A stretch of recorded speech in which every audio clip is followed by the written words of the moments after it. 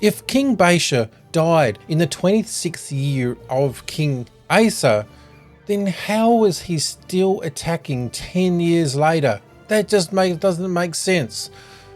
It's not just strange, it does sound a little bit like a contradiction, and that's what this whole thing is about. My name is Craig, and this is Morning Star Quest, where we're delving into the Bible one question at a time. I'm a Christian, and I want to delve into more because this is 439 contradictions in the Bible that seems to, every time we delve into the Bible, people say, well, you can't trust it. There's 439 of these, and I want to get into this. So, King Baasha. So let's break it down. If Baasha's causing trouble a decade after his death, what's really going on here? Let's dig into these contradictions and see where they lead. Can the king be a ghost or something?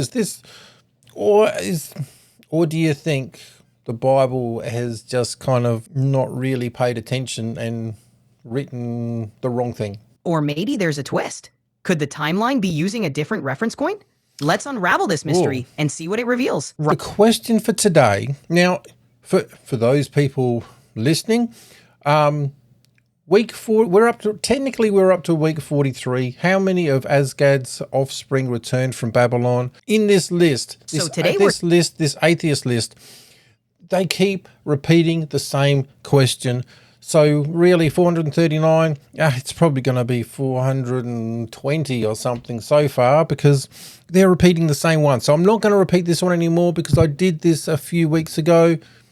Done, dusted. But when did Baasha die? Now in 1 Kings, it says one thing, and in 2 Chronicles, it says something, 10 years apart. Exactly. It's fascinating how the same event is presented differently. Let's dive into what might be going on with those timelines. Alrighty. So, let me get that. Yeah, so 1 Kings 16, 6-8. Baasha rested with his ancestors, which means he died and was buried in Tirzah, and Elah, his son, succeeded him as king. Okay, so moreover, the word of the Lord came through the prophet Jehu, son of Hanani, and to Baasha and his house, because of all the evil he had done in the eyes of the Lord, arousing his anger by the things he did. That's obviously Baasha, becoming like the house of Jeroboam, who was, I guess, his father. That would be, his father, I think. And also because he destroyed it. In the 26th year of Asa, king of Judah, Elah, son of Baasha, became king of Israel, and he reigned in Tirzah 2 years. 1 Kings 16 tells us Baasha dies in the 26th year of Asa's reign, and his son Elah takes over. It's clear Baasha's reign ends. So why does 2 Chronicles later mention him still causing trouble? Well, let's have a look at that, because that is an interesting question. And so 2 Chronicles 16:1. So we've got Kings and Chronicles, 2 books of the Bible, talking about the same event in the 36th year. Now, that's a bit confusing.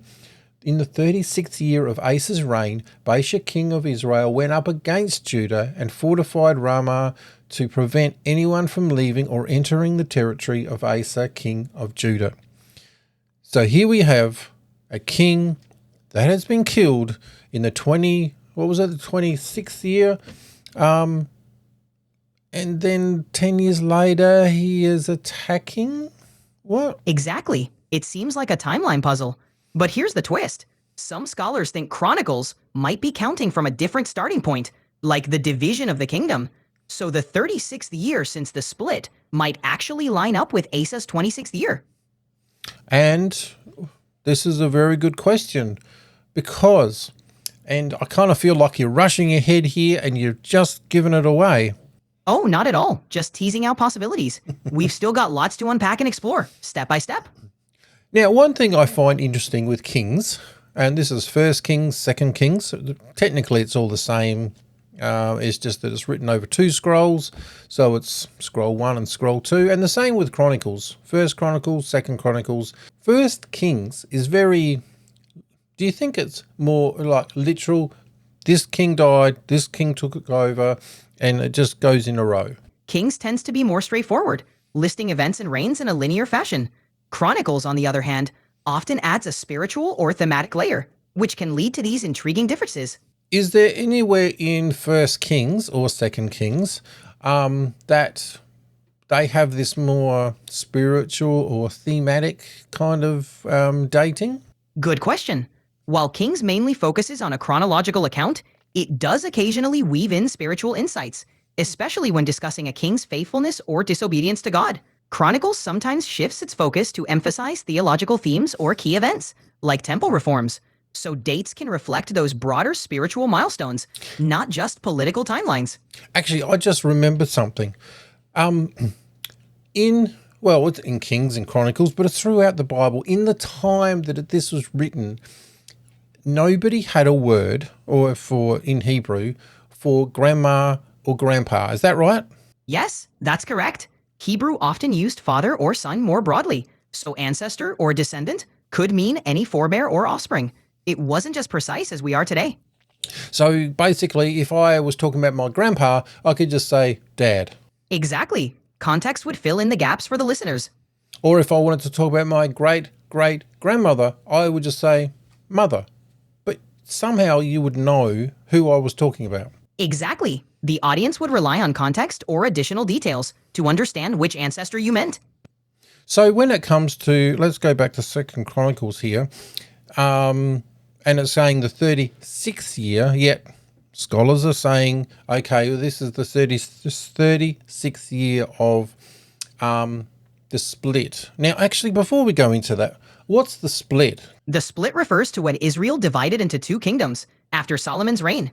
The northern kingdom, Israel, and the southern kingdom, Judah. So 36 years could mean since that division. And what's the context to that? Because, okay, we've got in the 36th year of Asa's reign, that's a very specific number, and it's of Asa's reign. But like grandma and grandpa, could this be the same sort of thing?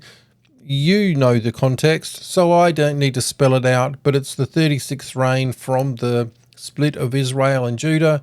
But in Kings, it's literally 26 years because I'm talking about King Asa only. Right. Kings is likely counting Asa's reign specifically, while Chronicles might be using the broader timeline from the split. So different reference points can lead to these apparent contradictions. Yeah, but what I'm trying to get at is in Chronicles, is there any context to say that is from the split of Judah and Israel, or is there any context for that? Chronicles often emphasizes the spiritual journey of the kingdom, so scholars infer the timeline difference based on context clues and patterns. There's no explicit mention, but it's a reasonable interpretation given the book's themes. So really, it is just, it is interesting that if you just take 10 years off, it's perfect, and everything lines up. And Chronicles, that's the way it talks. Chronicles always mentions the spiritual side. So it might say King Asa's father is King David. Chronicles often connects events to spiritual milestones, which can shift the timeline focus. So interpreting it with that lens helps make sense of these differences. And of course, King David was not his literal father, but it was his great-great-great-grandfather. Is that right? Exactly. David would be a distant ancestor, but referred to as a father in a broader sense. This was common in biblical language. So this one is busted because you got to know the context of what everything's in. First Kings is very literal. Chronicles is more spiritual and thematic, and it does that all the time throughout Chronicles and throughout different books of the Bible, but you got to know the context. And when we delve into this one, it's not a contradiction because it all works out the same. I'm finding this is like a Bible study, and I don't know, I'm so excited that I can't even talk. But click on that, go see another one, go do something awesome for God, and I'll catch you in the next one.